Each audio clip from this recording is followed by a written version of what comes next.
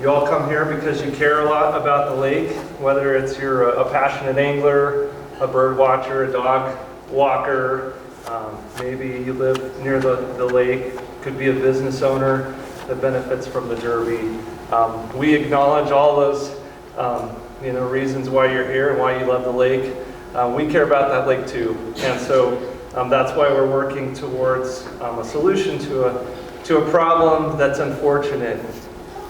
We've been working at that fishery for about 70 years since it was created in 1950, and now we're faced with one of the most significant problems that could negatively impact both the Saratoga Lake fishery as well as the watershed all the way downstream.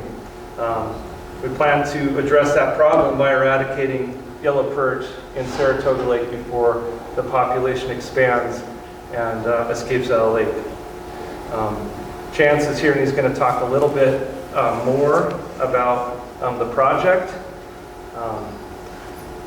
Before we get there, I just wanted to, kind of talk a little bit more about Rotenone. It's very common in Wyoming. We typically have Rotenone projects, 2 or 3 locations per year in the state. In fact, last year we conducted one on the Big Sandy River that was about 70 miles long, and on the Big Sandy Reservoir that was, when full, a reservoir that's about 27 acres. The difference between those and these is it's really the proximity to Saratoga, the town of Saratoga, and it's truly a community fishery that people know about, spend a lot of time, and just have a connection to it. That's why we want to be here, is just to really try to present information so you understand why we're doing it, so you can understand what Rotenone is, and why we have to act to do that. We've had a lot of thoughtful discussions with a lot of the key stakeholders here in Saratoga, including the mayor, director of public works, the state engineer's office, the hydrographers there, some of the local geologists, the chamber and Amanda, and some of the prominent angler groups in the valley. And I think we've all come to understand what the problem is during those stakeholder meetings, and really trying to understand what the remedy to fix that. But tonight we want to just make sure you all and members of the public understand what we're proposing to do. I think that's it on my side. I guess I'd like to introduce Alan, and again, thank you for coming.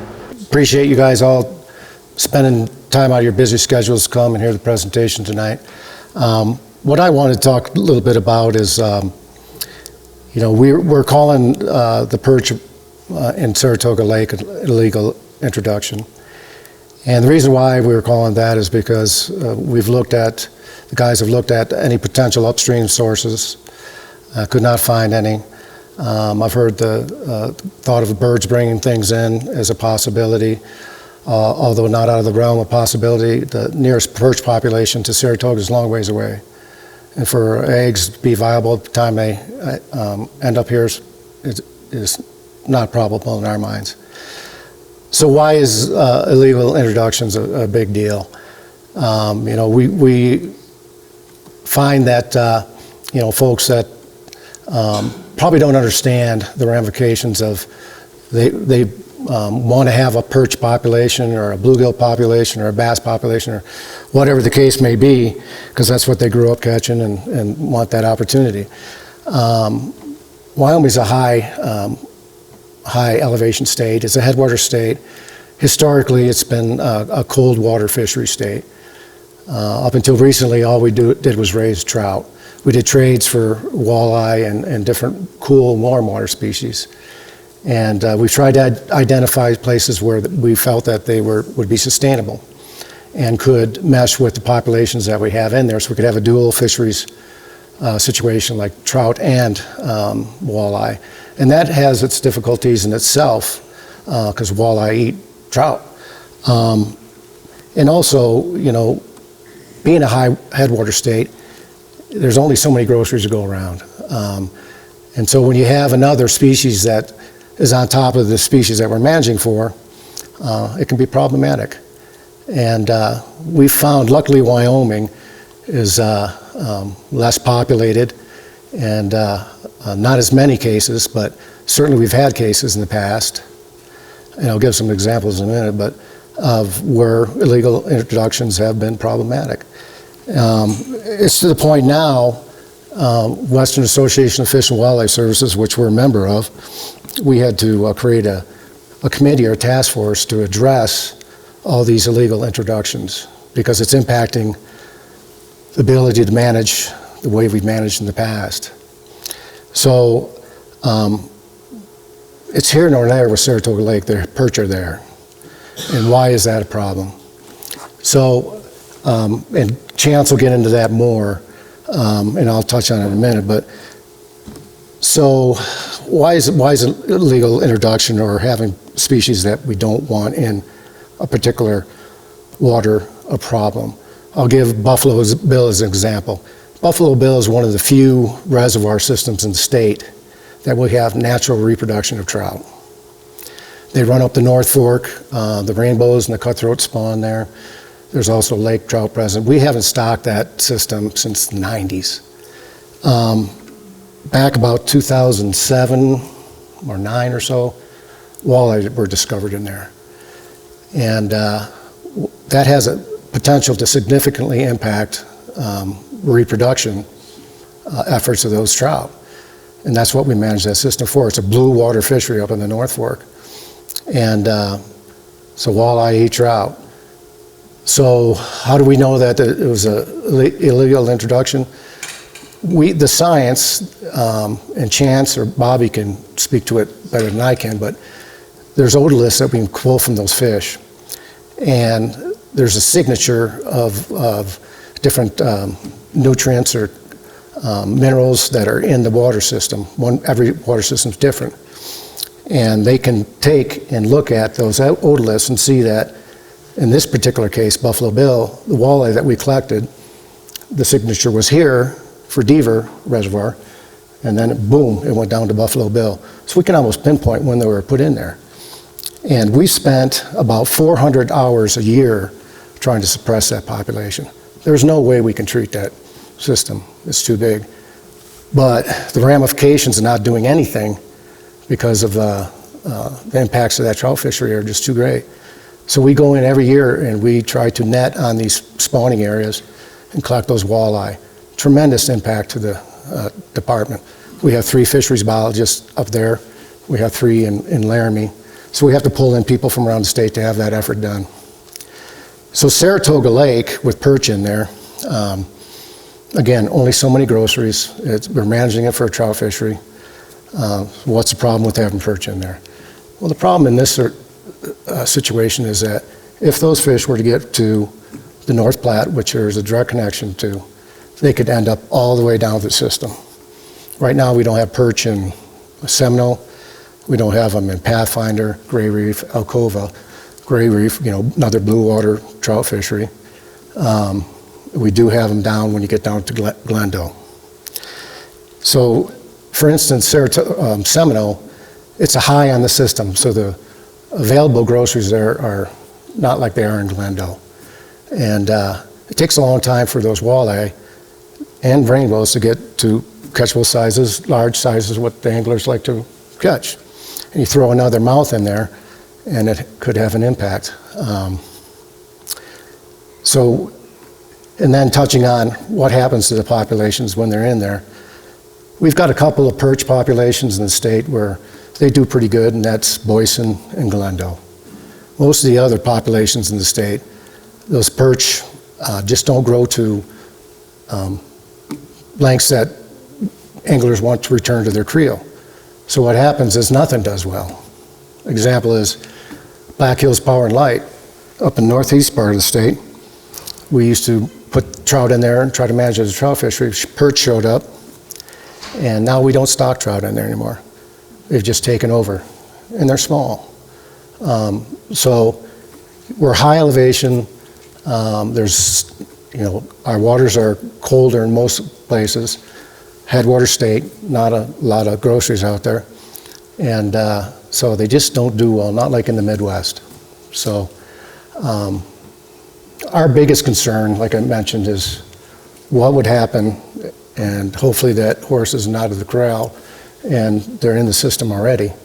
But if they get in the North Platte system, it could be detrimental to the whole system downstream. And for us, that's, that's heartbreaking. You think about what we have to do here and the amount of money that we're having to spend here and man hours. If we had to do it other places, it just wouldn't be sustainable. We beat it around what are our options, and Chance will touch on what these guys have done, but this was the only alternative that we thought that would be protect the resource downstream. And these guys, what they do is they try to manage the fishery, and they want to grow things, not kill things. So it's hard for us, but anyway, that's my 2 cents, and with that, I'll turn it over to Chance, and like Bobby said, we'll welcome any comments or questions at the end. I do appreciate all the time you've taken to come out and discuss the project that we're planning to do. You're all here to hear about the Rotenone project that we have planned at Saratoga Lake. But before we get there, I wanted to take a step back and talk about a little bit of the history of Saratoga Lake and the history of fisheries management at Saratoga Lake, and kind of get us up to where we currently are. And so Saratoga Lake, the dam was built in 1950, and shortly thereafter, it was stocked with trout to provide a sport fishing opportunity for the users of this area. And really, it's been managed as a trout fishery since then. But basically, from the 50s until the 60s, we had a non-game fish like white suckers and long-nosed suckers that moved into Saratoga Lake and then became to really high abundance. And so those became kind of a problem. They result in slowed trout growth, and we started to see the trout fishery decline. So we entered this phase in the 60s and into the 70s where we tried to address the situation with these suckers that were causing problems for the trout fishery, where we started doing Rotenone projects to reduce the abundance of those fish. So in the 60s and 70s, we performed 2 Rotenone projects, and were very successful in knocking back the abundance of those fish at that time. We saw a pretty rapid response to the trout fishery. Shortly following those treatments, we had trout growing 5 to 6 inches per year. So those were very successful. Basically, after the 70s up until the 90s, it kind of hit this pause or lag in activity as far as fish management was concerned. Up until the 90s, mid-90s, when we discovered 2 new populations of fish within Saratoga Lake. And those included walleye that came up naturally out of Seminoe Reservoir and up through the North Platte River, as well as brook stickleback, which are a state-listed aquatic invasive species.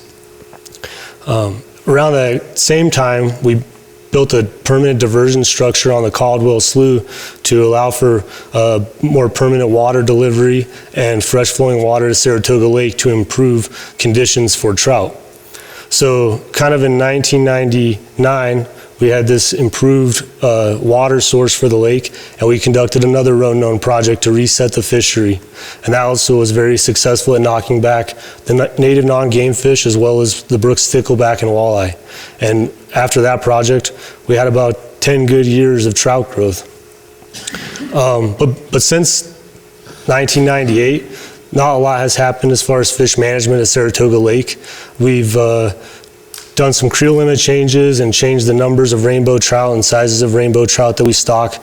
But besides that, it's pretty much been left alone.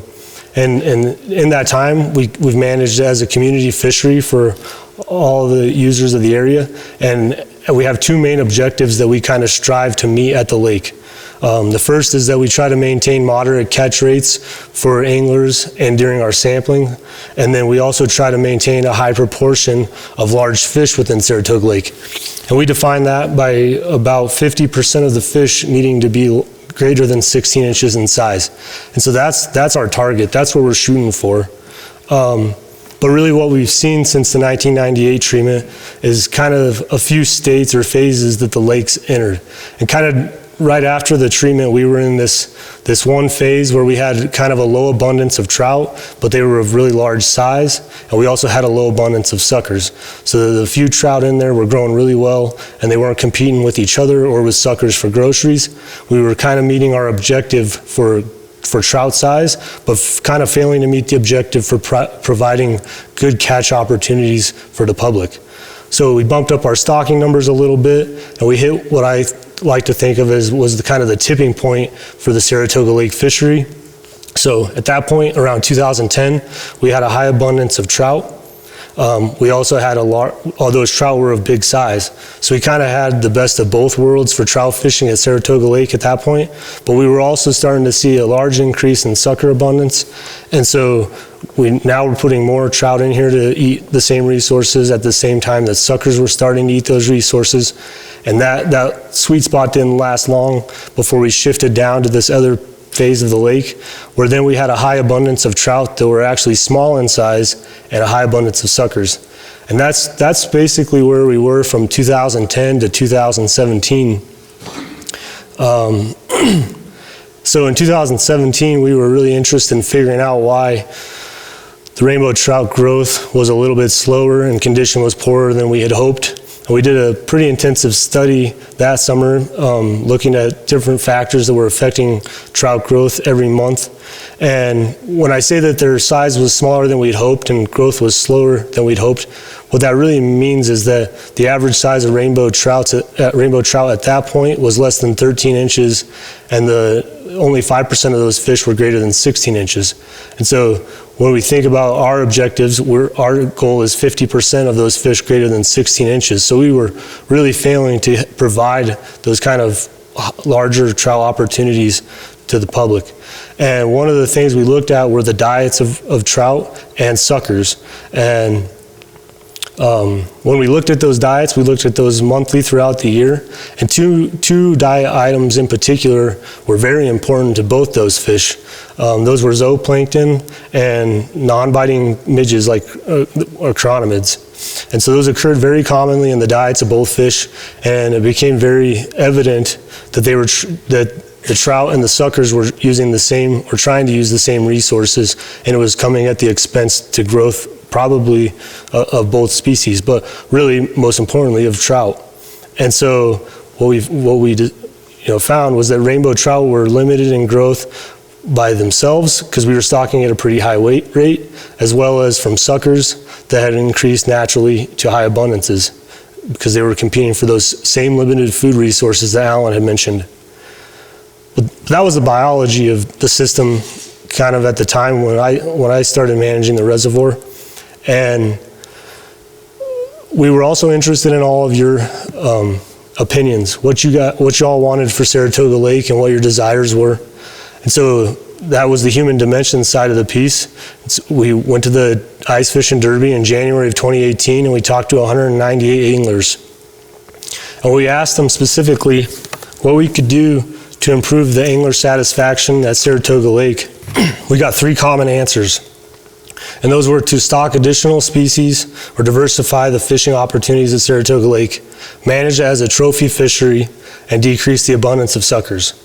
And really, is kind of what we took from it, were the big messages is you guys wanted big trout, and you wanted less suckers, and you wanted some different fish. And so at that point in time, we had the option to do a Rotenone project similarly to what we had done in the past, reset the fishery and try to get us to a good place. But we also heard from the public that they would like to see us try to manage around the situation and try to achieve these goals differently. So we tried to meet that need. We diversified the fishery by adding brown trout and tiger trout to the annual stocking request. We decreased the number of rainbow trout a lot to reduce the amount of rainbow trout feeding on the same resources to try to increase growth. And then we also tried to find some creative ways to reduce these non-native sucker abundances that have been a problem in the past. And most importantly there was a commercial bait dealer who's been trapping or harvesting white suckers from Saratoga Lake for the past 3 years. He's been very effective at doing so. He's removed over 20,000 suckers in less than 3 years. And Then there was also some fun things to increase the awareness of the problem to the public, both with the rewards for at the fishing derby, for the sucker skirmish, and things like that. But so we made a whole lot of changes after 2017, and we came back in 2021 to see if those had amounted to anything in a short period. And we were happily very surprised. Trout growth and condition significantly improved. Rainbow trout average size was greater than 17 inches, and 60% of the fish were greater than 16 inches. So this was last summer. If you remember, in just 4 years prior, the average size was less than 13 inches, and 5% of those fish were greater than 16 inches. So it was a huge shift to larger sized trout, which is exactly what everybody had been asking for. The brown trout that we had started stocking to increase the diversity of fish in the lake were doing very well, with over 3/4 of those fish reaching 16 inches in size. So, I mean, this was the best thing that we could have seen when we did our sampling last year. When we looked at the sucker abundances, the impact of the sucker netting operation was very evident. They had decreased the population of suckers by about 40% in the lake.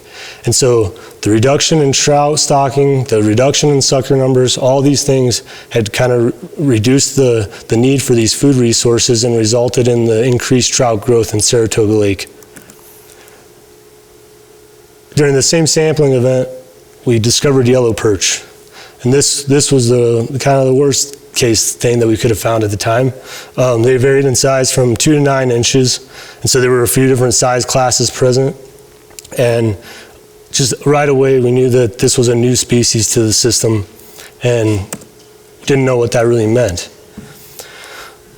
We think this is an illegal introduction, but for a few reasons. So Saratoga Lake is only stocked with trout, has only ever been stocked with trout. Those trout come from hatcheries that raise, or those fish come from hatcheries that only raise trout in Wyoming. And so there's no chance that any other species accidentally got put on a truck and shipped to Saratoga Lake. In addition, there's no nearby populations that are connected via natural waterways that would allow fish to swim and colonize Saratoga Lake on their own.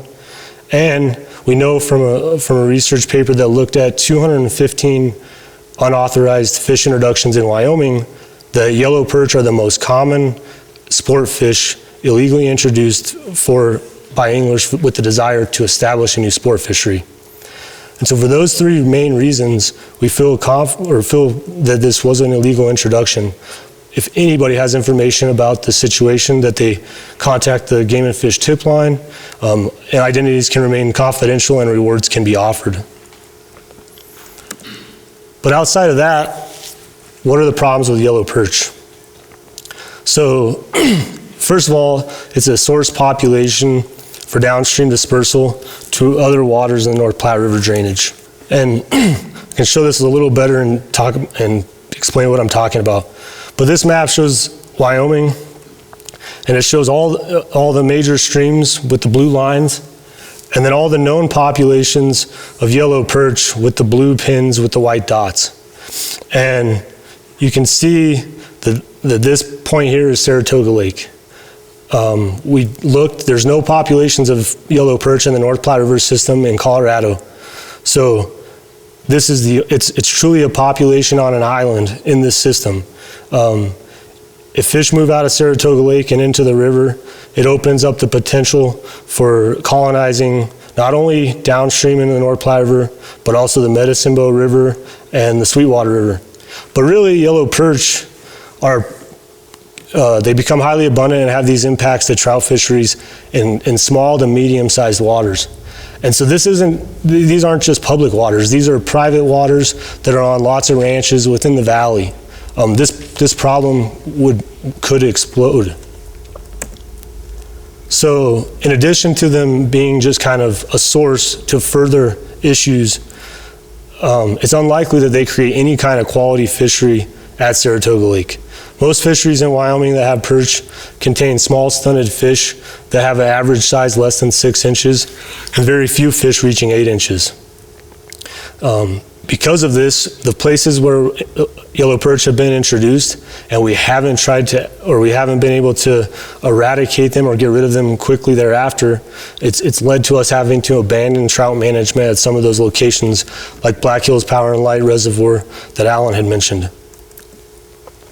But I wanted to take a second and talk about an example from Healy Reservoir that I think is the most similar to Saratoga Lake and provides a good kind of picture for what could occur here in the next 10 years if the issue wasn't addressed. So Healy Reservoir is a trophy trout fishery within the Sheridan region. And so it was managed for big trout for a lot of years. It's 226 surface acres in size and mostly pretty shallow, moderate depth. So it's very similar to Saratoga Lake, which is 284 surface acres in size and also pretty shallow or moderate in depth. Well, in 1999, yellow perch were discovered in Healy Reservoir. And what happened is going to be shown by this figure. But really, so it's the number of yellow perch at Healy Reservoir based on the gill net catch. So gill nets are a type of equipment that we use to monitor trends in population numbers at waters. And so, if you remember what I just said, yellow perch were first discovered in 1999. So up until 2004, they remained at kind of low densities or low abundance. To give you a little bit of reference on what this 2 number means, that's a pretty high catch. If that was a rainbow trout fishery, that would be a highly abundant rainbow trout fishery. Saratoga Lake currently sits at about 0.6 trout per hour in our gill net catch. So, 2 is about 3 times or so more yellow perch than the trout in Saratoga Lake. And that's at low abundance. If you're familiar with the Lake Hattie yellow perch fishery, it gets and maintains about 2.5 yellow perch per hour. So it's right in this kind of range that I talked about is the low abundance range at Healy Reservoir. But by 2004, or 5 years after they were discovered, that population exploded. And they hit these really, really high abundances and then have maintained there since. Up until they were at high abundance, the anglers were seeing the size of the yellow perch get a little bit bigger, just progressively larger, and that was exciting. But once they hit high abundance, there was all these mouths in the lake, and they started competing for the same food resources, and they started to see the opposite happen. And so since 2004, the average size of yellow perch has gotten progressively smaller and is now just about 6 inches. And so they have this highly abundant yellow perch fishery that is mostly comprised of just small perch. In addition to that, by 2004, the trout in that lake, their survival had started to suffer, and it was very hard for them to even capture any in their gill nets, and they had no data on the average size of trout anymore. So by 2007, it was just determined that this was a fishery in poor and declining quality, and mostly because the trout weren't really present. And so they decided to stop stocking by 2009, and yellow perch have been the story at Healy Reservoir since. And they've been a story like this. This is the picture that I think could be Saratoga Lake in the next 10 years. This is what a gill net catch rate of 8 to 12 yellow perch per hour looks like. It's a whole bunch of really small fish. So, in addition to Wyoming, this is not the effects of introductions of yellow perch on trout are not a new issue. You don't have to read this.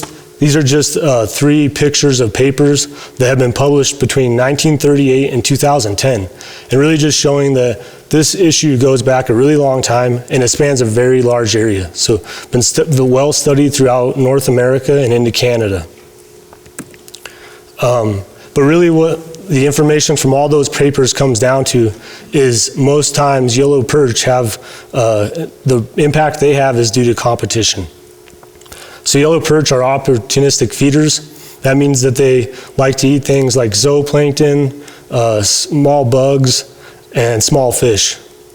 Well, these are the exact same things that trout tend to like to eat, and we know these are the same things that trout like to eat in Saratoga Lake as we looked at diets in 2017 and last year.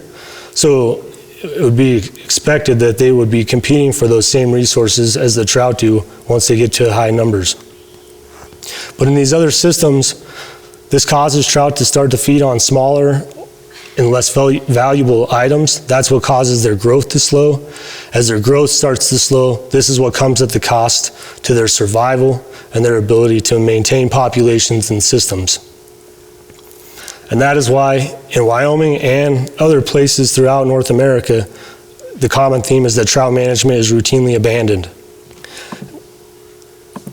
And so what we typically see in these unauthorized introductions is the release of a few individuals. And at that point, it might not amount to a population. Those fish have to find each other, or those species have to find each other, and then they have to make babies. But once reproduction has occurred, then we have a population, and that's kind of shown by a circle. So once you have a population in place, the next thing is that the population begins to expand, both in terms of the numbers, and that happens quickly, but also they start to spread geographically, so they start to colonize new areas. And then it just gets progressively worse the longer the time has to go on. What this figure kind of is supposed to show is that you have a few periods in time where if you act immediately, you can be successful at stopping this from becoming a serious issue. At Saratoga Lake, we turned off the inflow and the outflow in February, and we tried to isolate the population of yellow perch to that system. So at that point, we're hopeful that we have a population isolated to one system. We're hoping that by taking that immediate action, we've prevented the ability for them to expand their range and expand their abundance throughout the North Platte system. Now that they're in Saratoga Lake, we still have the option, because they're contained, to have an impact by getting rid of them. But then the question is how do we respond? And so once we got to that point, we've spent the last couple months trying to figure out what we want to do with the problem that's currently in place. And so there's a few options that fish managers have for dealing with species in an area that they do or do not want present. And one of those is a barrier. They can be used for containment. So we looked at barriers as an option to contain the yellow perch population within Saratoga Lake. We've looked at the possibility of infiltration galleries or fish screens. These are very, very expensive projects. A project at Saratoga Lake to contain the yellow perch fishery would cost upwards of $1 million. They also require routine maintenance, and because of the maintenance that's required, they're very prone to fail. These will clog with sediments, and then they overflow. In addition to that, they don't get rid of the source of the problem. You still have a population of yellow or of whatever present in the area that's of concern. These are some of those tools that I had mentioned. This is what they look like. An infiltration gallery is on the left, and the conadal screen is on the right. And so these become even less effective in areas where the sediment that flows through them is fine sediments, as that clogs them more frequently and increase the maintenance costs, which is what we would have coming out of Saratoga Lake if this were the option we chose. The second option we considered was dewatering. It's one of the only two tools we have that could allow for a complete eradication of the source population.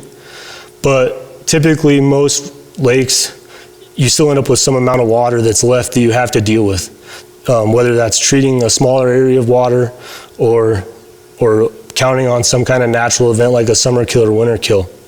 The benefits of dewatering is that they can be low cost depending on the structures of that are in place and or the fuel costs at the time. But we didn't really consider this as a good option for Saratoga Lake because we took the immediate action to isolate the yellow perch to that system and didn't think it was a good idea to then open up the drain to send the water down the North Platte where we were trying to prevent the fish from going. The third tool we looked at is Rotenone. And that's a tool that's common. It's been commonly used for centuries for fish removal. And it really, in areas where it comes from the plant that has the chemical in its roots. And so it's also the only other option that can allow for complete eradication, depending on the characteristics of the lake that you're trying to treat. And the results are often very rapid, with fish dying within hours. Some of the drawbacks to a Rotenone as the option is that it does have an impact on non-target species, which I'll discuss what that means in a second, but it's fish, or it's species other than fish, that will be impacted by the product. And also does not kill fish eggs. So if you're going to do a Rotenone project, it's important on the timing of that project so that you know when the fish eggs will be present, so you don't waste the money and time to do one of these, so that after you're done, the fish hatch out again. But given the state of Saratoga Lake, given its lake characteristics, the depth, the way that we've been able to isolate the inflow and get rid of that, and there's no outflow from Saratoga Lake, Rotenone was the best option to deal with the problem. So that's why we've chosen to move forward with the Rotenone project to eradicate yellow perch at Saratoga Lake. Well, I just want to give a little more information about Rotenone. It's a natural product from the roots of the plants in the bean family. And so it's a botanical compound. And when we receive this product, it's just ground up roots. It's in a powder form. The way it works is that it prevents gilled organisms from uptaking oxygen. The fish sometimes swim to the surface and gulp, which makes it appear as if the water has become oxygen depleted, but it's just that the fish are suffocating and they're trying to look for oxygen, but it's actually still in the water. So when I mentioned non-targets earlier, what that really meant is that it impacts all gilled organisms. So the fish are what we're targeting in this instance, but it will also impact aquatic invertebrates or bugs that are in the gilled stage, and it will impact amphibians that are in the gilled stage. And so those are the things that will also be affected by Rotenone, by the application of Rotenone. It degrades more quickly in warm water, so it degrades relatively quickly in general, but it degrades more quickly in warmer water, and it binds strongly to organic matter, so fine sediments, it binds the chemical up, and it doesn't leach more than 1 inch in most soil types. Depending on the current conditions, like the amount of sunlight and the temperature of the water, that really dictates how long the chemical persists in the environment, but typically lasts from several weeks, or from a day to several weeks. So we knew that Rotenone was going to be a good potential solution to this problem, but doing a Rotenone project, we weren't taking that lightly. These are logistically very challenging projects. There's also a lot of people that are going to be impacted from this project. Obviously, all of the folks sitting in this room care about this project. And so we looked at a lot of things before we made this decision. We talked to stakeholders, like Bobby mentioned, and figured out some issues with water rights. But we really spent the past 3 months doing our homework to figure out whether this was possible or not. And that's tonight is when, we feel that we can pull this off. So knowing that we're moving forward with the Rotenone project to eradicate yellow perch, the last part of the presentation is just kind of give you some information on what to expect in the near future. So first of all, there'll be no flowing fresh water to Saratoga Lake in this summer. So as I mentioned, we tried to isolate the lake. We're not going to open up the inflow to the lake. What kind of impacts will that have? Well, if you've been using the lake over the past few years, you've probably noticed harmful cyanobacteria blooms. Without flowing fresh water and that cool water source, those could become more prevalent or even more toxic. The lake levels will likely be lower than in the past. Right now, they're as low as they've been in the recent past, and they'll continue to get lower due to evaporation. So some of the shallow areas at the lake will become or can become unboatable. We do think that the boat ramp will remain underwater and usable, and boating recreation will be an activity that can occur throughout the summer. And we also hoped, and our intent is to enact an emergency regulation to remove the creel limit on all sport fish at Saratoga Lake in the next few weeks. And basically that would just, if you're an angler and you like eating trout or the other species in there, then this is your opportunity to help put the resource to use. And so that's our intent as far as this summer. For the logistics of the treatment, it's going to be planned for the 3rd week of September, or at least in September. And as I mentioned, the Rotenone will be left to just degrade naturally on its own. So the lake is kind of at a low level and there's no outflow currently. And that ensures that no chemical will be able to escape Saratoga Lake once the Rotenone project is completed, and it will be left to degrade. We expect that it might last for a couple weeks, up to 6 weeks. We will have signs present when the Rotenone project occurs, and they'll remain present until the chemical has degraded to a level that's suitable. The wetlands downstream of the lake, we've been spending quite a bit of time out there doing work the past few weeks, and you might have seen some green trucks. We're still trying to figure out the situation. It's highly connected to Saratoga Lake. There's been water flowing out of the lake for a few years. We're not sure how, if in any things we might do to address the wetlands, but the water levels will decrease due to evaporation. They might entail draining to reduce the volume, and they may be treated with Rotenone as well. Following the treatment, the fish will die, and a lot of them will float up and wash to shore. It'll look similar to the picture that's shown, where the fish will start to kind of litter the shorelines. But we will clean up the fish and dispose of them at a location off-site. And Saratoga Lake will remain fishless until 2023. So there won't be any fishing until it is restocked. Kind of what's next immediately following the treatment is determining the success of the project. And so yellow perch are more susceptible to Rotenone than suckers, and which we've had some success at removing in the past from Saratoga Lake, but extensive sampling will occur towards the end of October to kind of judge the success of the project. Depending on the results from that sampling, there could be a second treatment to occur in early summer of 2023, but at the very latest, and regardless of the need for that, the lake is planned to start refilling in the spring or summer of 2023 and restocked with trout in shortly thereafter.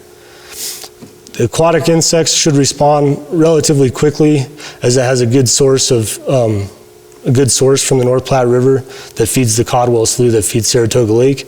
So in other systems like this, aquatic invertebrates have come back in 3 to 6 months. This project, the decision to do this project wasn't easy. We had just gotten Saratoga Lake fishery to a place that really felt kind of good, with the trout finally getting to large sizes that we've been striving for. So I think you're all here and you're all going to feel some kind of short-term loss or pain from this project. But I think what's really important is that we'll have benefits in the immediate future, both to the fishery and then also to the next derby and the few derbies following that. So fish will come back bigger. They'll come back fast. We know from 1960s treatments, they grow 5 to 6 inches per year. So this project will kind of hurt in 2022, but it'll have benefits that last for the intermediate future. As Bobby mentioned, there's a landing page on the website that will be dedicated specifically to trying to keep everybody up to date on kind of the evolving situation that is this project. This is a pretty quick moving piece of the puzzle, and what we want to do is make sure that everybody knows what's going on. And so you can find that on the flyer that was handed out or at this website. Bobby and I's contact information is also listed. If you have questions arise after the meeting today, and you want to chat at any time, feel free to contact us. And with that, that's all I have. So first question is, are there any plans to salvage the current trout population? Wouldn't that make the restocking process immediate after the Rotenone decays? I guess I'll address that.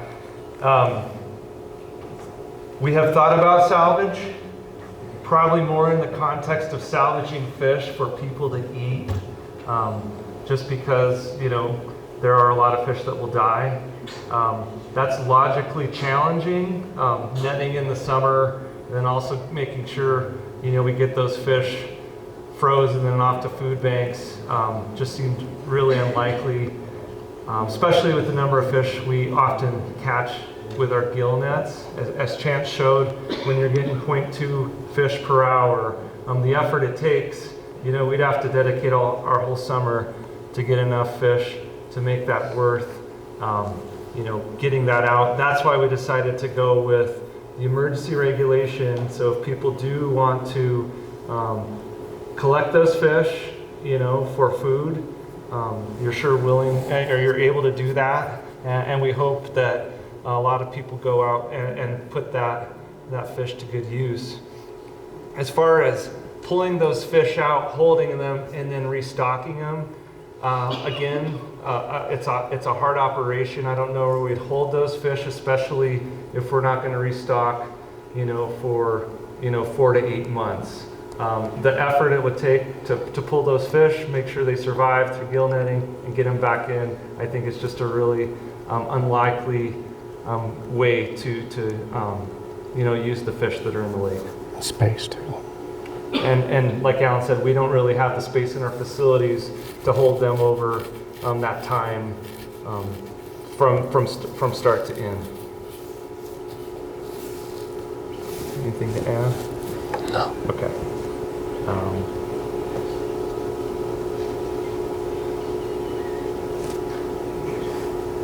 I'll just read the question and then I'll pass the mic to one of y'all to answer. This says, did you sample upstream and downstream from the intake and then the outtake on the North Platte River after yellow perch were found? Do you want to take that one? I mean, it's pretty simple. Actually, on the river? On the river.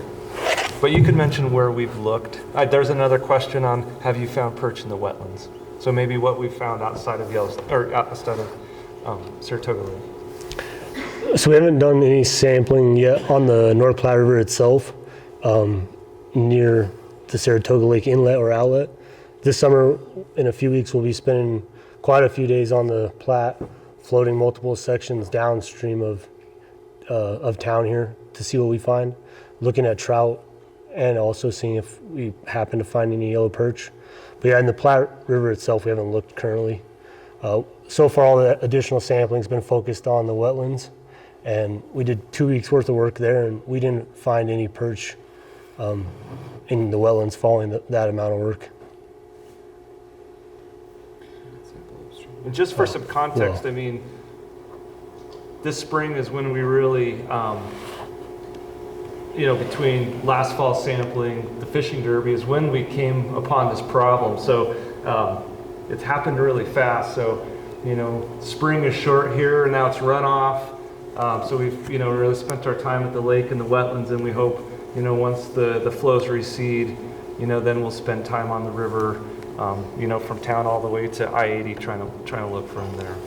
I guess I'm not sure what upstream means, but Steve just reminded me, if it's further upstream, the sampling segment we did on the Platte River last year was at Picaroon, and we didn't find any yellow perch last July at Picaroon, but that's quite a bit upstream. Yeah. And we, you know, have been working with the state of Colorado, and they assured us that they've never seen or stocked yellow perch in North Park or ever authorized any private fish stockings, you know, so any of the waters upstream. If they're there, they also have been illegally introduced, and they don't know of them there either. Next question is, what will the birds eat? I think that question is, if I'm understanding it right, is maybe what happens to birds if they eat fish that have been in the Rotenone treatment. I don't know who wrote that, but is this kind of a food chain? Is it okay? Yes. I wrote it. Okay. And the question, I mean, the pelicans and the night heron that I saw out there the other night, the blue herons, anybody else that eats the critters that are going to die, But it sounds like you're doing it late enough in the year that they, in thinking about my own question, that they may have migrated anyway out of the area, so they'll have all summer. And but that was just a question of, Yeah. that's what, can they eat them? Yes, and so we might not have been clear, but Rotenone again is a chemical that doesn't allow gill organisms to take up oxygen. It's not really a poison like in the manner that you think of an insecticide or something like that. It doesn't stay in their tissue. And so yes, if the birds do eat those fish, it doesn't affect them. Birds can eat fish. We've seen in other treatments, immediately snakes also consume those fish. A lot of fish get eaten, whether dead or alive, and so it will not impact the birds. And to that effect, if a pronghorn drank water out of the lake, a day or two after, it wouldn't impact any of those organisms easily. So it's always just animals that have gills, and the uptake that oxygen is what gets impacted.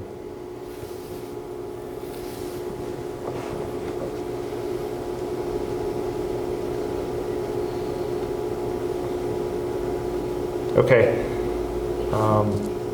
Again, just going over, so we haven't found perch in the wetlands. That was a question. We have looked quite a bit, both gill netting, electrofishing, and pike netting. So we spent a lot of times in wetland, and thankfully we haven't found either small, young of year perch or even those older adults. So we don't feel that there's a reproducing population in the wetlands.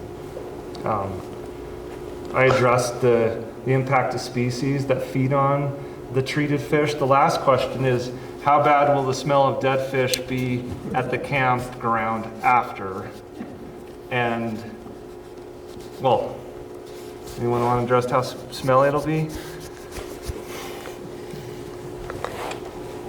The fish will die quickly and they'll start to stink pretty quickly. But that's why we plan to clean up the dead fish and dispose of them off-site away from the lake area, so that hopefully it's not too big of a nuisance to the users. If we did it in July, it would stink a lot better. It would stink a lot more than it would in September and October. I think that's another nice thing. Ice is going to come on pretty quickly after, and so those fish that may have been at the bottom of the water, ice is going to come on, they're going to decompose, and I think the timing is a lot better in the fall versus spring or summer. Hey, Bobby, can I see that? All right. To that end, when we start to apply the Rotenone itself will actually have a pretty potent smell that some people find kind of stinky. So when we do the treatment, that will also have a smell. Mark, this one might be for you, but the question is, how long will it take to reach pre-March lake levels? I'm guessing like how long to fill it? I'd say that's going to depend on what the flow is coming in, but I've never had to fill the lake from this level that it's going to be at, so if we have the gates open during this time of year, I would say by July we should be close to max capacity at the levels, hopefully sooner than that. If we're filling it all winter, then probably April would be my thought at the latest.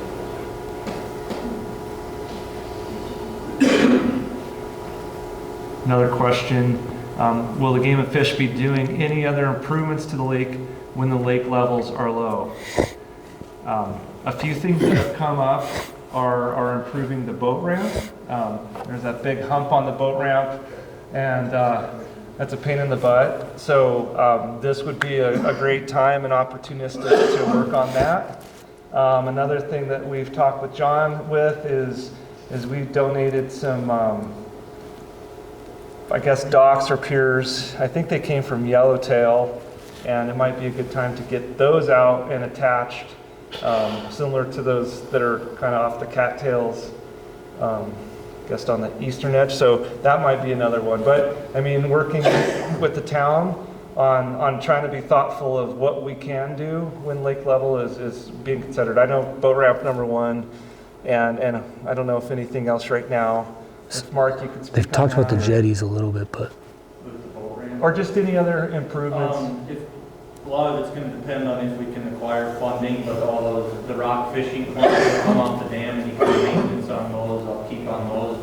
This would be a time frame that we'd look at doing that, and anything that's improving any of the drainage structures, the outflow to the wetlands. Most of those are in pretty decent shape right now as it stands, so.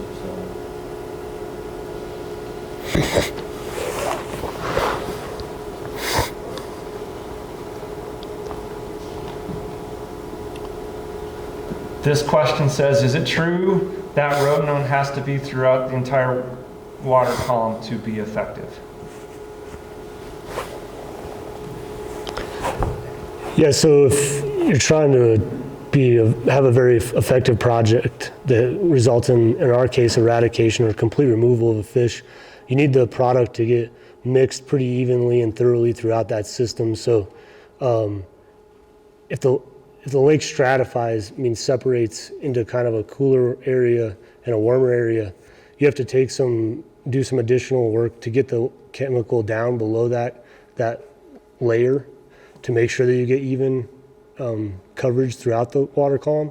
If the lake doesn't separate, which we haven't documented that at Saratoga Lake before, then you can apply it to the lake at some level and kind of bank on just natural mixing from the wind and other things to end in a pretty good mixed system that has a good impact.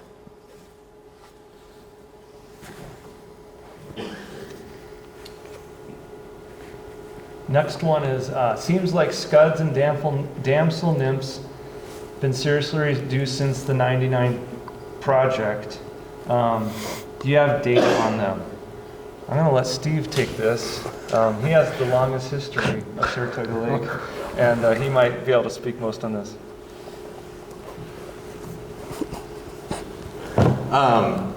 That's a good question. You know, aquatic insect populations are really variable throughout the year, and so they're gonna come and go anyway. Now, part of what some people might have been seeing, depending on when they're really paying attention to the aquatic insect population in Saratoga Lake, is around the time Chance had that nice rolling ball image where we had a high abundance of trout with low growth rates. And so around that time, you might have seen fewer scuds because we had a good survival and we had increased stocking at that point, and we had gotten too many fish in the system. So really depending on your, when you're kind of making those observations, that could have been around that same time. We just had a high abundance of trout and a high abundance of suckers, which all kind of, use those groceries that we had talked about. So that could be one of the potential impacts to those aquatic insects in that population. To add a little more to that, zooplankton, as I mentioned, is one of the things that trout like to eat, and so do white suckers in Saratoga Lake. And in 2017, when we looked at the zooplankton population, the population was mostly made up of small-sized zooplankton that aren't that good for trout growth. And now that the numbers have been reduced for trout and for suckers, we're actually seeing some samples of some really large-size zooplankton come back. So some of these food items, I think, that were overused up until the projects are kind of starting to come back as they're not being hit so hard. Some of those large scuds we also found in the wetlands just downstream of Saratoga Lake where there aren't a large population of fish. So I think that Steve hit the nail on the head that it's probably a product of just the status of the fish population at the time.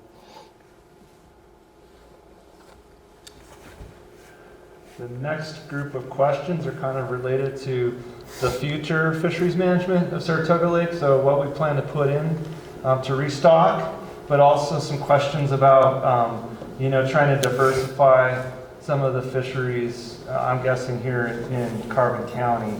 And so the first question is, what are you going to restock the lake with?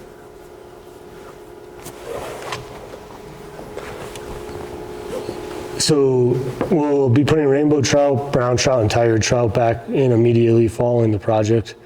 Because most of those fish are a little bit smaller in size, we'll also be looking for additional trout species to stock in there to kind of jumpstart the fishery for the near future. And just to add on to that, I mean, we typically plan out our fish stocking, 2-3 years in advance. So we're going to have to work to get those fish in. We will. We'll make sure we stock catchable sized fish. So, they jump onto that food resource right away, and I think we'll see good growth rates. And so I think the next couple years will be really solid. I think we learned from past experiences from '98 that we let the suckers get going a little, without putting a predator in there. So I think this next time with the introduction of tiger and brown trout, we hope to suppress those suckers a little quicker than we did in the past, and diversify. I think we were going to see a tremendous brown and tiger trout fishery. It was already becoming established, and I don't see that to be any different, if we get those numbers right. Next question. Our area is surrounded by great trout fishing. Do you have any plans to give us something other than trout to fish for in our area? We can't give establish fisheries that are going to cause the same problems that we have with yellow perch. We routinely ask those questions of, how about bluegill? Can we have, perch? Can we have, black crappie? And I just think when that presents itself, in that we have waters that are very isolated, and you could safely introduce a species, we have to evaluate that, but we take that very strongly, and that's reviewed all the way up. And so it's hard to bring in a new species in the area, and but I think we acknowledge that people like to fish for other things that aren't trout. And I'm glad whoever asked this question realizes that you have great trout fishing, because I'd argue this is some of the best trout fishing in the West, and we don't want to jeopardize that. I'd also say that 2 hours from Albany or Carbon County puts you into a lot of great fishing, whether it's bass, bluegill, walleye, lake trout. So are there any immediate plans for something right in the area? We just have to look at things by water, by species, but we surely don't want to bring in a fish that would cause the same problems as we're seeing right now. So, anybody wants to add to that? We're always looking at it, but we're not committed to anything yet. Yep. Next one is Lake Hattie has a very large perch, and it's very close to our elevation. You want to take perch? Is that the question? Yeah. So Lake Hattie is one of the waters, like Chance is the manager of Saratoga Lake. Lake Hattie is one of the waters that I manage. Started this position in 2005, and I've watched the perch fishery come and go. And that's pretty regular in most perch fisheries, abundance and then crash and come back. Lake Hattie is a little bit larger water body, and it can grow some larger perch, and then those perch will go away and their abundances will decrease, and then they'll become abundant again. So while it's at the same elevation, the forage base and the habitat conditions and other things are quite different, very different from Saratoga Lake. So it currently has the ability to produce large perch, but not on any annual cycle. It's more, we'll get some large perch every 4 to 5 years, and then their population reduces again. So since it's one of our larger water bodies within our Laramie Fish Management region, again, it's a lot different than the situation that we have at Saratoga Lake. Can you talk about the difference in trout feeding there too? Chance had mentioned, yeah, it's in Lake Hattie can grow really large trout, and it can grow really large perch at some points. The trout usually feed on large crayfish within that system and can grow quite large. And just, again, that was kind of what I was getting at with the forage base. A lot different than Saratoga Lake as well. So.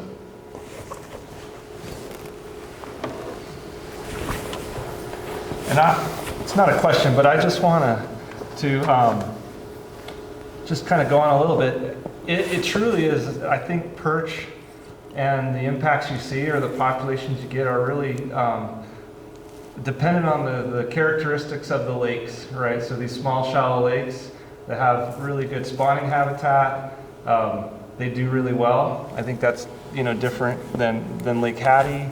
And I know Chance said this, but Saratoga Lake's very connected to the river, as are many, many lakes in this valley. And there's no reason for those perch not to get into all these other waters. So many of the private waters that people spend a lot of money on, to either stock them, to have clients, or even just to have, those family ponds that you've always grown up fishing at, they stand a chance to have, these perch spread too. So I don't think we should discount, if they get out, what you might see on all these ponds that have, traditionally produced really wonderful, wonderful trout fisheries, because they have those same characteristics closer to Saratoga Lake than a Lake Hattie or a big water too. Last question on this one, and again, this is the hardest thing we do, is how to diversify these fisheries as far as species go. And this one's is a panfish lake would be amazing for our kids to enjoy. I don't think anyone up here would disagree with you. In fact, we all probably enjoy fishing for panfish. I don't know if you want to speak on. So that is a priority for the division, is developing community ponds so we can get our next generation of fishermen out there, because they're our future. And panfish are a great species for kids to catch. And we're looking at in the past years we've had some ponds like Du Bois, Rock Springs, Newcastle, some other where we've had community fisheries that have been developed, and some of those are just trout, depending on the elevation. Some of them we'll stock them with trout, and there's panfish in there as well. They're closed systems, so there won't be an impact on any adjacent waters. But yeah, we're always open. If we could come up with a pond close by here that is a closed system that we think might sustain panfish, we'd be all about it. And we do trades with other states to get those species that we don't produce. Like I mentioned, all we have been producing is cold water species like trout. We're getting into that. We're doing some trials on walleye and hybrid bluegill, I think, right now too. And so we're trying to get into that more. It's high on our radar, high on my priority list anyway. And I wouldn't forget the smiles that trout can put on kids' faces too. I grew up in Nebraska fishing gravel pits for bluegill and things like that, and that was great. I've been taking my kids to Huckfin Pond in Laramie fishing for trout. Their smiles are the same as mine when I was a kid. So we can create great kids fisheries with trout as well, and we can diversify places that make sense to us at the same time. So. Steve spends half of his time managing our waters on the eastern part of the state, and we have really great, walleye, bass, bluegill, and so we spend a lot of time on those fisheries. It's just that where appropriate is where we can do that work. Okay, next one's a nice kind of biology question. With the intro of tiger trout that are aggressive, wouldn't they have additional food source with the perch? I want to address. Yeah, and I think what it comes down for us is that, tiger trout may eat a small perch, but Saratoga Lake is, like Chance put in his presentation, tried to mention, is not the place that we want to have perch. The risk is too high for other fisheries in the state and downstream, and that's the crux of it for us.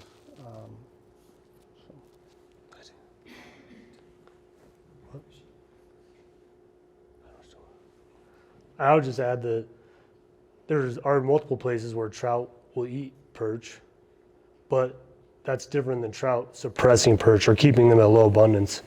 And I don't think I've found a place that has a very similar lake characteristics at Saratoga Lake. That's kind of a small to medium-sized lake that's shallow with good perch spawning substrate, where that has ever happened. And so, yeah, it could provide a food source to grow nice-sized tiger trout. That still leaves a highly abundant yellow perch population in the lake. That's the problem. This question's touching on Healy. It says Healy has other fish species in it. This is truly a good example.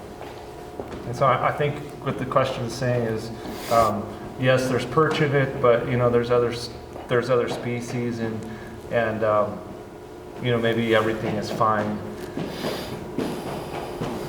I could tell you that the folks at Sheridan that are managing Healy have been chasing challenges from the moment those perch exploded. They were a little too late in trying to get a handle on it. They had considered Rotenone, they didn't, just because they kind of wanted to see, well, what's going to happen, you know. And I think that's where we were at quite a bit too, is like, well, let's just see what happens. But once we started talking to them, we realized, and as chance showed, you know, they just blew up. And again, 18 fish per hour in the net is unbelievable. And so, yes, you could go to Healy right now and you could catch 3 to 6 inch perch till you're blue in the face. Some people find that to be really fun. That's just in the eye of the angler. They've since tried to, you know, because it first was great because they were catching 8 to 10 inch perch, right? So that was awesome. And then all of a sudden they're seeing perch that were spawning and they were sexually mature at 3 to 4 inches, okay? And so they had a problem. So then they introduced tiger muskie. But it turns out the tiger muskie still like to eat the big perch. I don't know why. The literature wouldn't suggest that, but they still couldn't get a larger size perch. And now they've also introduced largemouth bass and walleye. And they're all in there, but I'd argue that none of them are a great fishery. The tiger muskie are really hard to catch because they have all the food in the world they want. And again, you know, bass and tiger muskie are there, but I will argue that we just can't do that. In Healy, all those species are already in that watershed.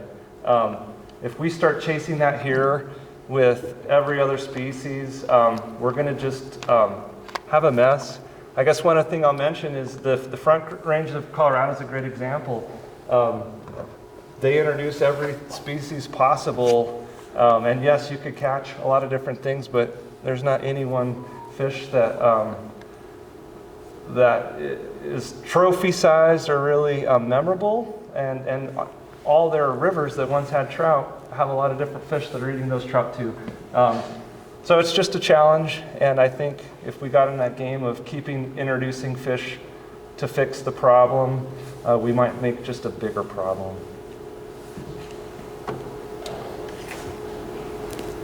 Okay. Next one, it's kind of double. We touched on, has the river been sampled? Then the following question, or how are the walleye and Seminoe going to be affected? Chance, you want tap or? Alan can.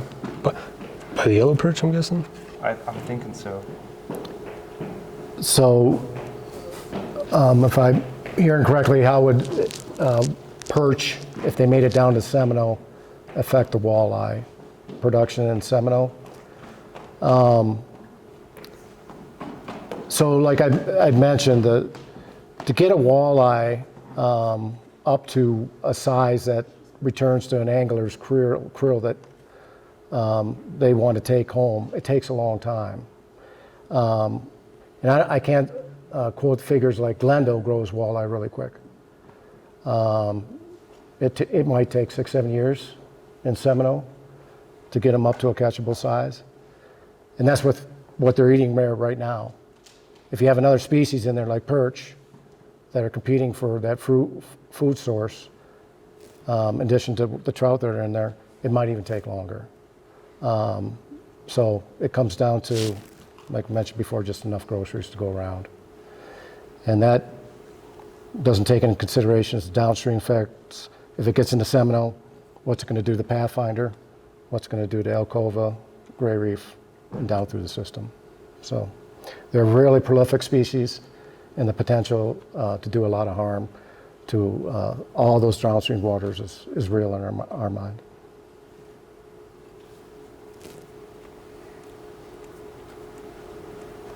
Next question is, the study showed diversity of fish was important to anglers.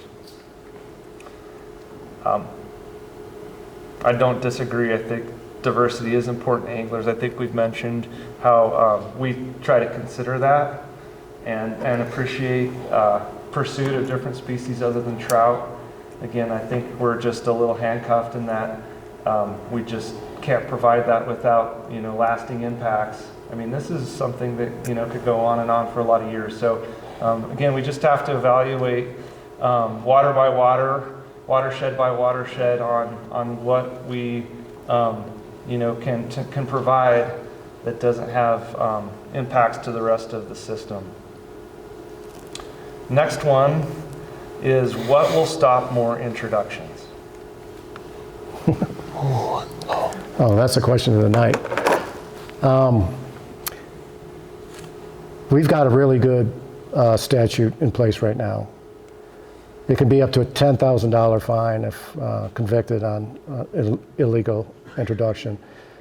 Legislature years ago saw the potential cost to the sportsmen of having the department try to eradicate or control these species, just like on Buffalo Bill Reservoir. The man hours that we put in annually to suppress that population. And we might be doing this for a long time. Now, there's some science out there that might help us in the future, but we don't know when that might be. So the only thing that would help would be deterrence. And unfortunately, these cases are hard to make. The ones that we do make, we've got the tools there to prosecute if we can get those kind of fines. But that's one of the things I've mentioned, that Western-wide, we're trying to get our hands around, what are we going to do about this? What can we do? Well, we know that these cases are hard to make and relatively few get made. But yet it just keeps on happening. And in my mind, until we can develop more science that we can use in enforcement to make these cases, it's going to be a continuing battle. We have made cases, and we continue to work on cases, and they're just extremely hard to make. I mean, somebody can slip in and put something in the water, and if they don't talk about it, it's really hard. That's where I think that science might help us in the future. We can, like in the Buffalo Bill example, tell that those walleye came from Deaver Reservoir.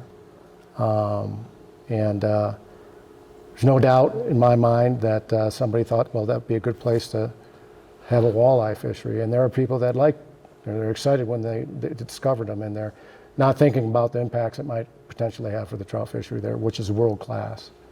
So sometimes you can manage for multiple things, sometimes you can't. And that's one situation where you just can't have a predaceous species like walleye on top of a trout population. And I hope, if folks are upset because, what we're doing, or there's many reasons to be upset. Somebody did this, it was selfish, and I think,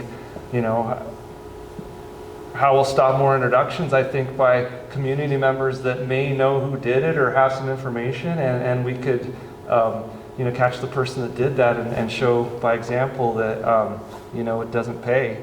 And so, I just ask that if anyone knows who has done this or has any information, to just let us know. And, we are actively investigating, and I think the community could help out on stuff like this. Next question was, what is the cost? I would say the cost comes in a lot of different ways for projects like this. As far as the cost of the rotenone, so the chemical that we're going to have to apply, we're looking at somewhere in between $80,000 and $100,000 on just purchasing and securing that rotenone. But there's a lot more cost to that. Chance has spent all of his year here. I've spent a lot of my time working on this, and so that's time that could be spent better on managing and supporting the fisheries that are being displaced from working on that. I don't know what the dollar figure on salaries will be, but everything that goes into it is going to come at a great cost to try to address this problem. Yeah, and I think the only thing I would add is sometimes we have the option to try to make these projects a little more, a little cheaper. And that's by draining the levels of the water and making it so that we don't have to purchase as much rotenone to be effective. In this case, we've chosen to be as cautious as possible and to isolate Saratoga Lake. And that means that we just have to treat the lake at kind of its full capacity and rely on Mother Nature to reduce the volume to the level that we have to deal with. And so in order to kind of protect and take the precautions of not shipping additional fish out of the system, that's a cost that we're going to incur because of that. It's another cost-related question. Is the game and fish going to compensate the Chamber of Commerce and the town for lost revenue? I'd argue that the person that did it should be compensating, and I don't know why. Maybe they should compensate us for doing this too. We are upset that there's going to be lost revenue, both from the Derby. I think the big cost is the Derby. I could be wrong. I mean, we're going to try to make sure that the campground, is operational. We've worked with the town, and we don't have any intention of really trying to displace revenue through camping. But we've talked with Amanda, and we all realize that this really stinks. That the town, last year I think there was close to 800 registrants for the Derby. 807. That's amazing. I don't know if there's another Derby in the state that has those numbers. It's wildly popular. Everybody benefits. So that's what makes me mad, and that's what makes me not want to sleep at night.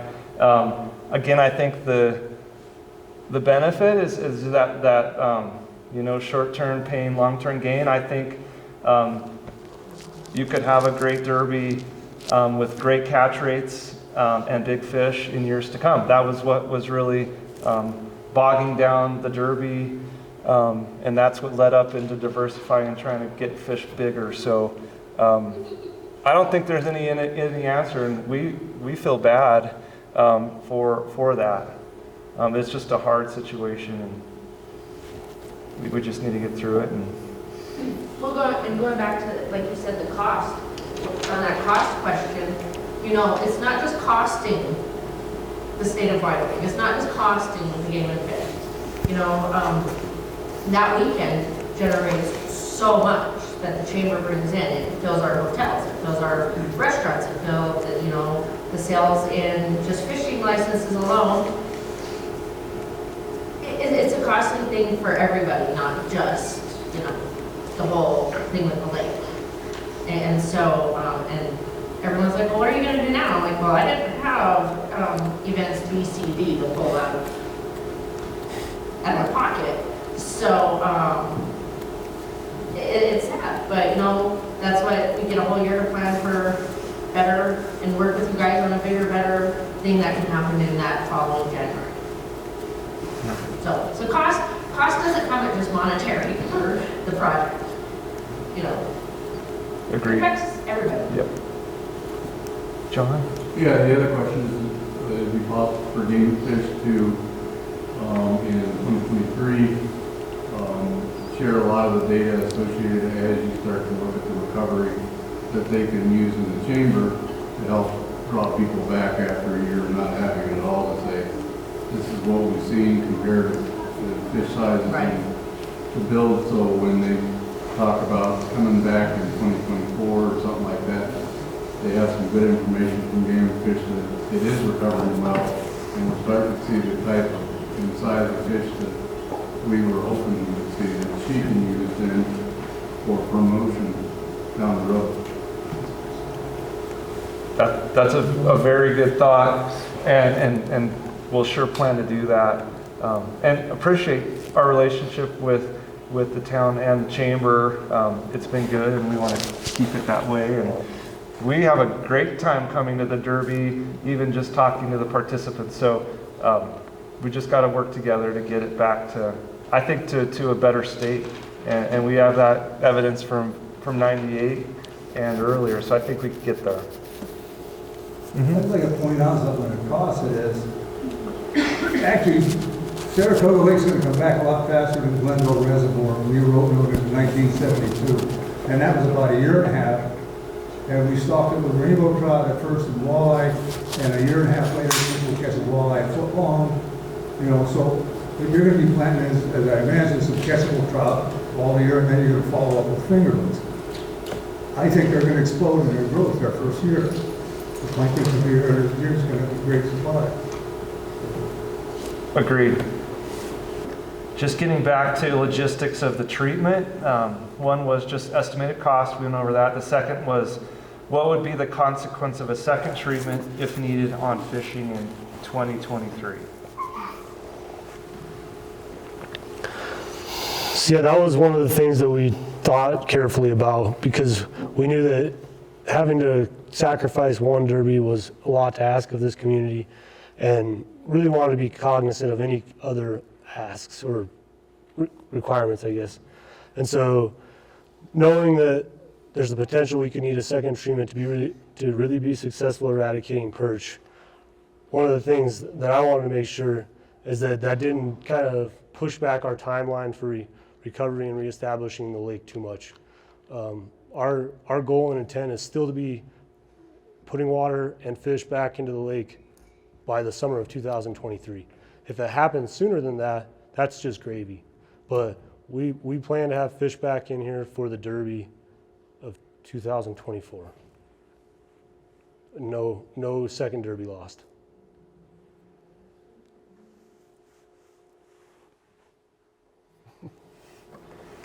So this one is the lake going to get stinky by the end of 2022. It's going to get stinky. We kind of touched on it already.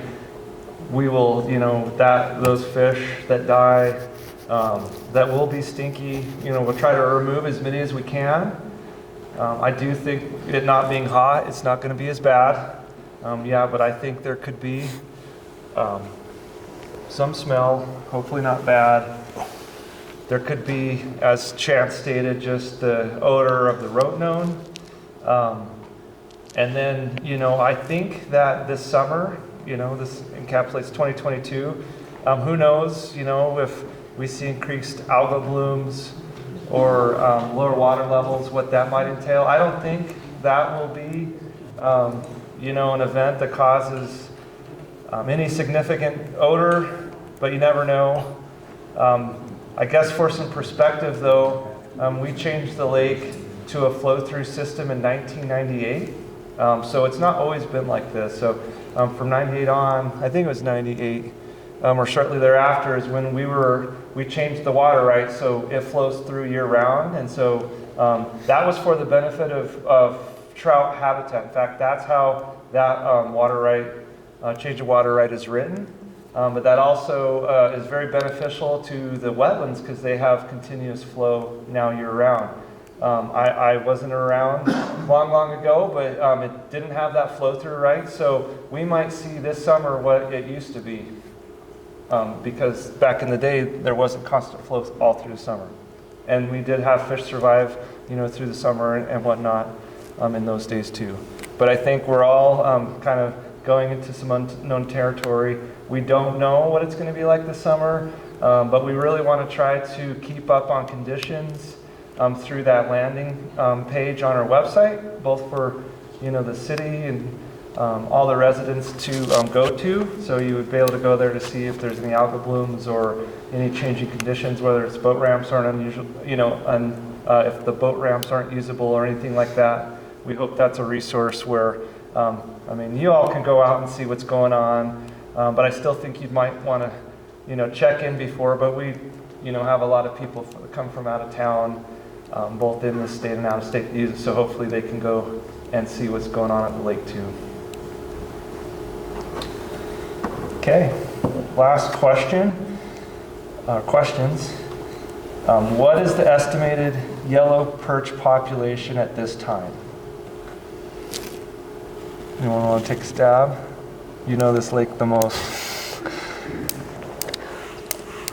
So we don't have any idea the number of yellow perch that exist in Saratoga Lake. We know that there's still at what we'd consider a relatively low abundance. We caught 8 in our gill nets. I saw more yellow perch caught at the Derby this year on the Saturday than we caught.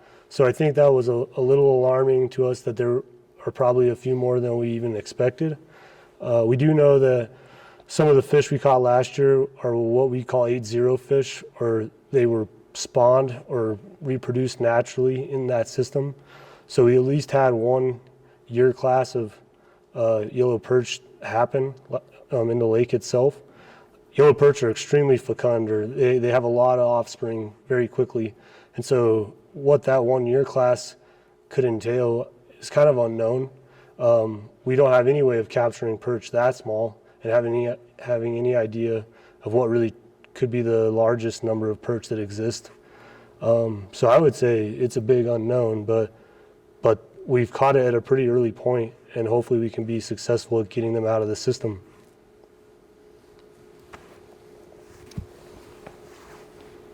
Next question is, was gill netting a consideration or an option?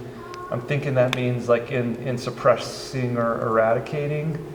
I kind of just playing on what Chance just said. You have to increase effort quite a bit, sometimes even just to detect a species. And so, normally when you detect a species for the first time, it probably means there's more than one. And so sometimes you have to have, a reproducing population even though they're there. I think, so they're hard to catch in numbers to either, suppress or eradicate by netting, especially, just the effort you would have to put forth, even just to get a sizable number. I don't think you can, you could feasibly gill net to, to eradicate yellow perch. And then next question, are volunteers able to assist in any way with the project? Whoever asked this, thank you.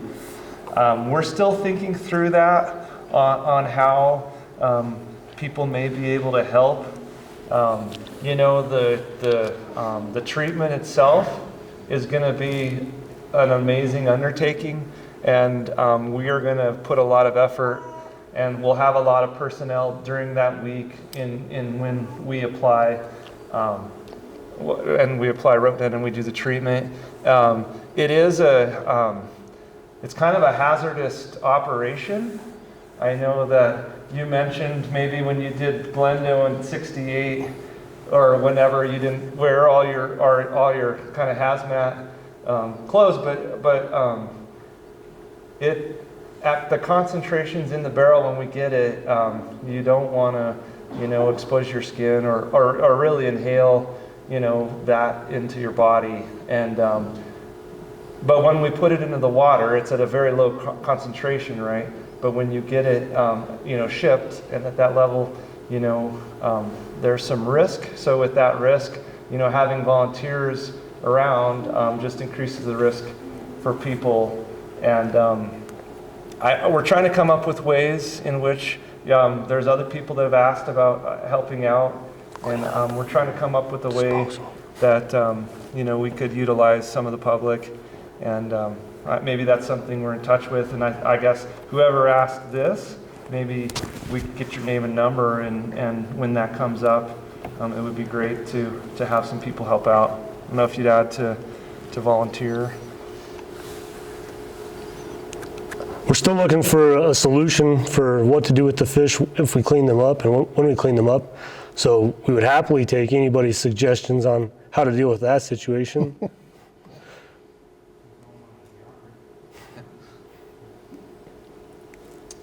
And then the last question, is there a way to assist financially with this specific project? You know, one is improving the lake. It's a nice, you normally don't have, you know, water levels down where you could work on the infrastructure. You know, as Mark mentioned, you know, this is a great time to improve the jetties. I think we're going to try to tackle the boat ramp, at least to get it a little bit more, you know, smooth to get down. But there could be just ways to improve the lake and, you know, its function and how people like to use it now.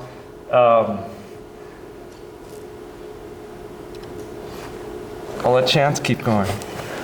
I would say, in addition to like our cost, I would say send that money towards the chamber, help the chamber out. They're not going to have the Derby this year. That's a huge revenue loss. And they do a lot for this great community. They provide a lot of great events in this building from football games to these meetings and everything. And so they're going to be looking for every way to recoup those losses, and I think that would be fantastic. You got a good point, Chance. And you know, with this cost, we don't have a budget that just, you know, all of a sudden we come up with this money. I mean, Kevin has been working like Matt to figure out how we're going to pay for this, and it's really expensive. And I appreciate, you know, even just the thought of how we can help out. But I think just supporting the community or coming up with a great idea of what to do in place of the Derby.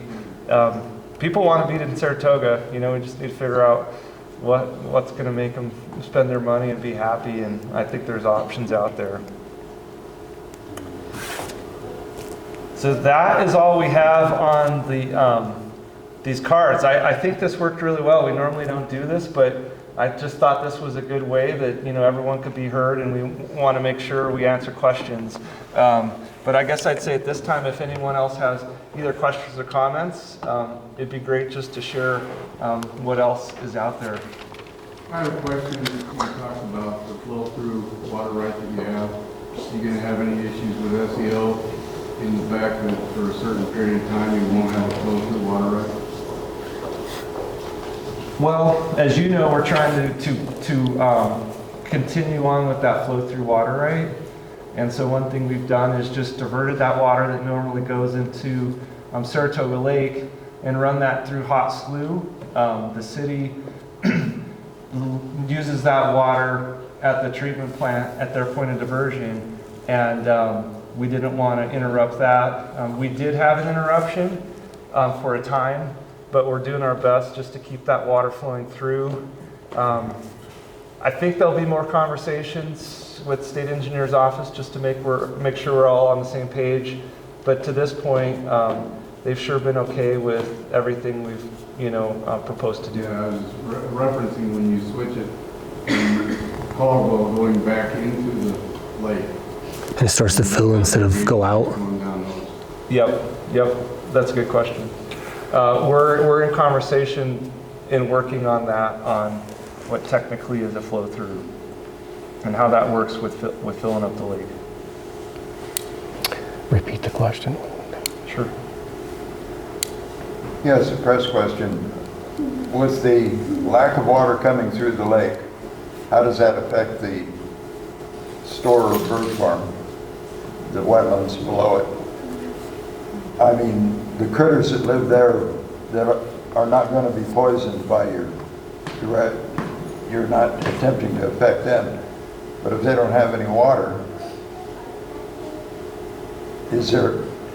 there isn't a way to, I know where it goes in, I know where it comes out. So how do you get water into that wetlands for a whole year?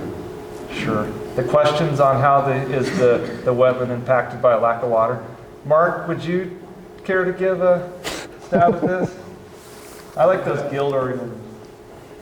So there is no way to get water into the wetlands without going through the lake, really.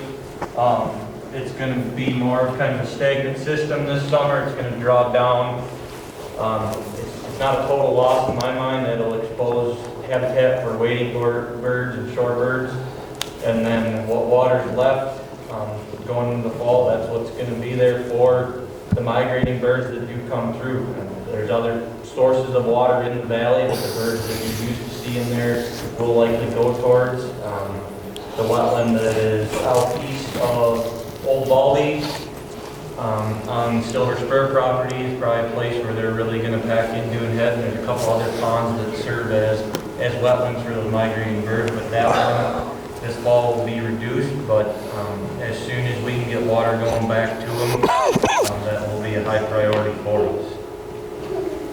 One more quick question.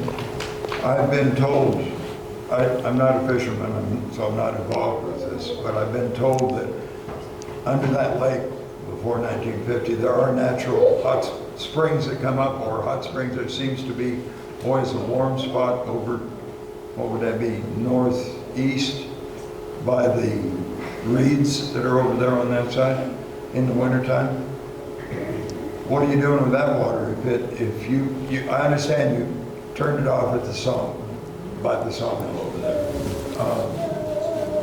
Is there any natural groundwater coming up in that lake, and what are you going to do with it? So great information.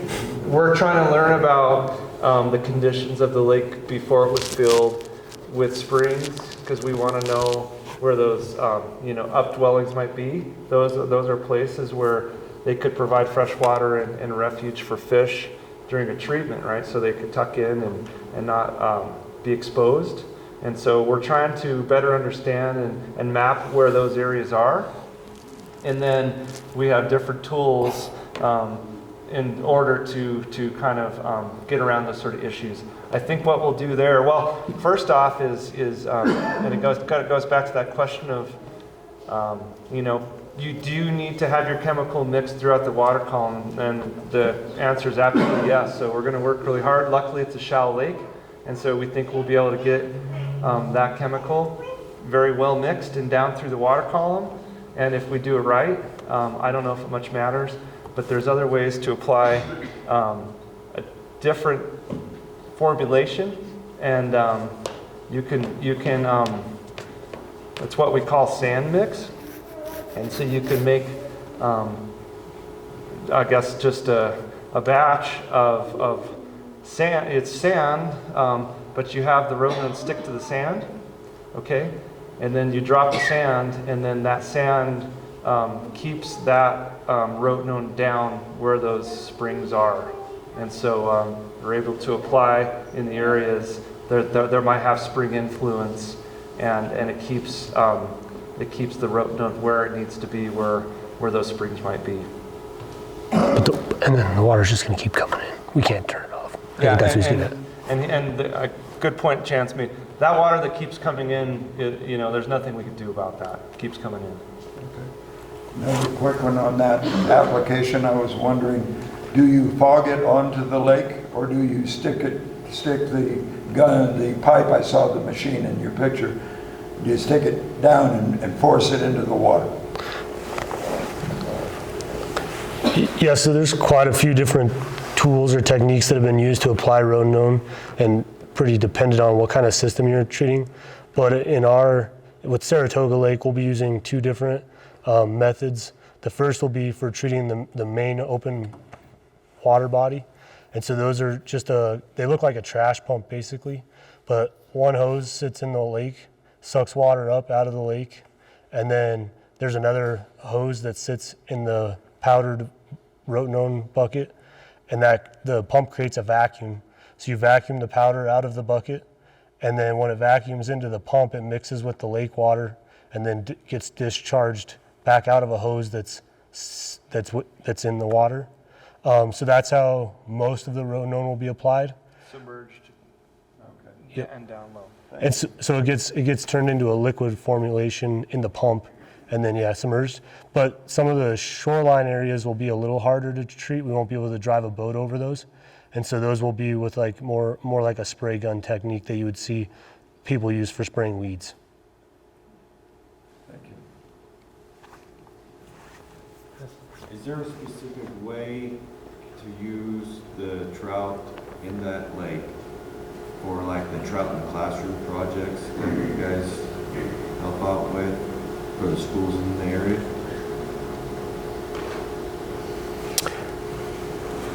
So that's a great question. And we do help TU with that. And so the trout in the classroom was last year, was in Torrington. And now it's expanded to other schools in the Saratoga. I don't know if they've used it yet, but I'm interested. Yeah, and it's a great program. And how they do that right now is we provide the eggs, and then they hatch out those fish. And so it's so they can see all the different life cycles come through. But whether we could take those fish and put them into the classroom, it'd take a permitting process for sure. And I'm not sure what, I think that the better use of our resources is from the eggs, probably, so they can see all those life cycles and stuff. It's a great program, and I'm really happy to see it's expanding. So, yeah, and if you guys are interested over here, I work with Mike Jensen all the time on that stuff. So.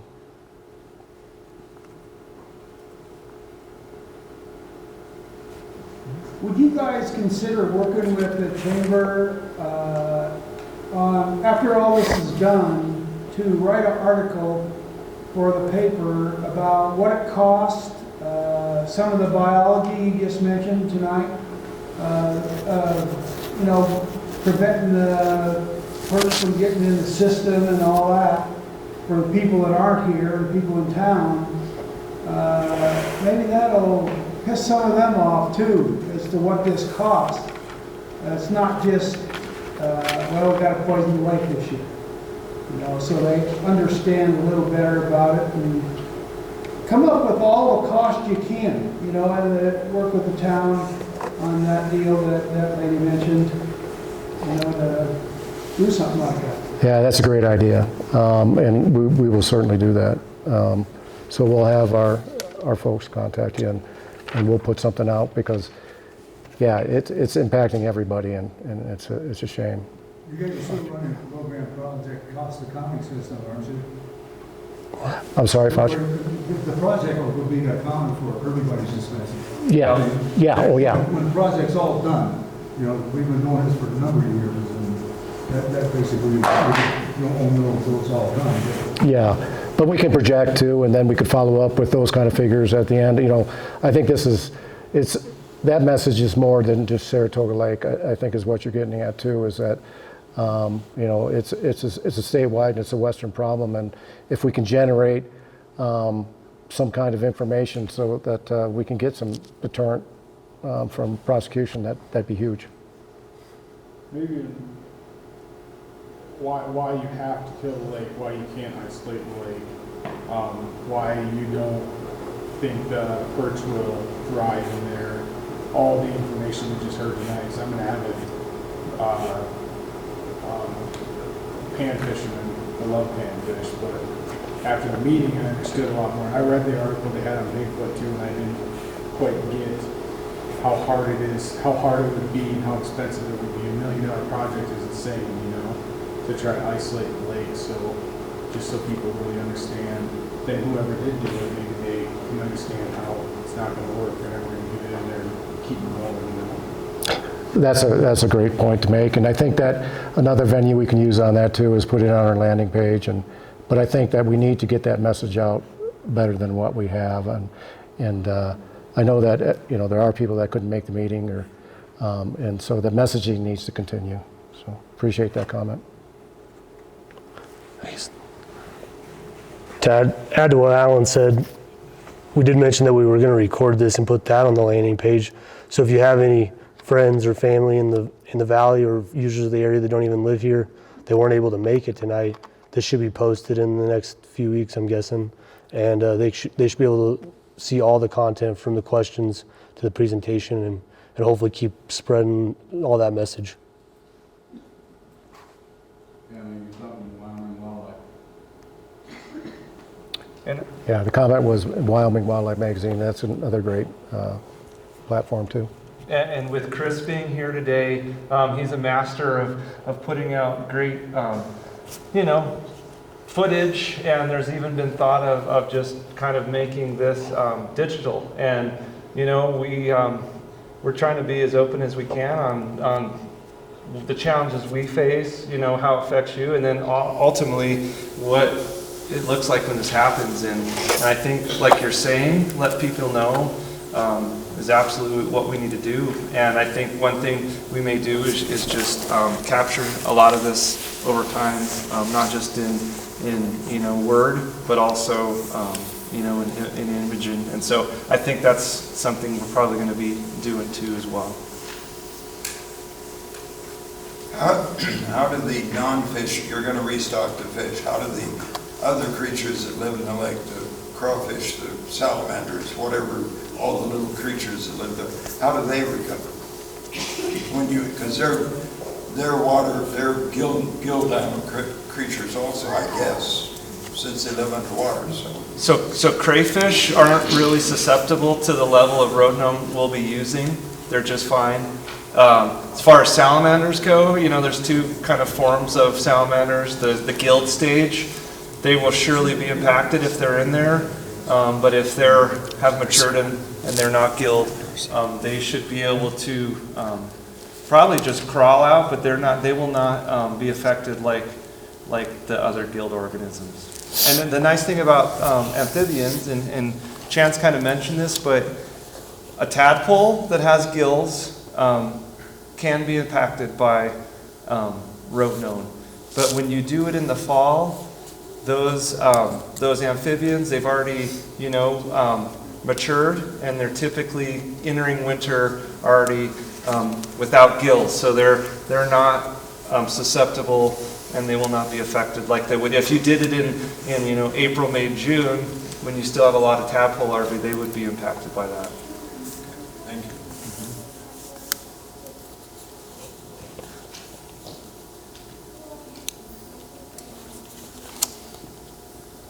One last chance. This has been great, and I want to thank everyone for coming. I appreciate your patience and your willingness to ask questions. I hope we did a good job on trying to let you know. And again, we'll be around for a while if you want to stick around and visit. But please feel free to call us anytime, and hopefully we'll see you down the road. Thank you very much. Thank you.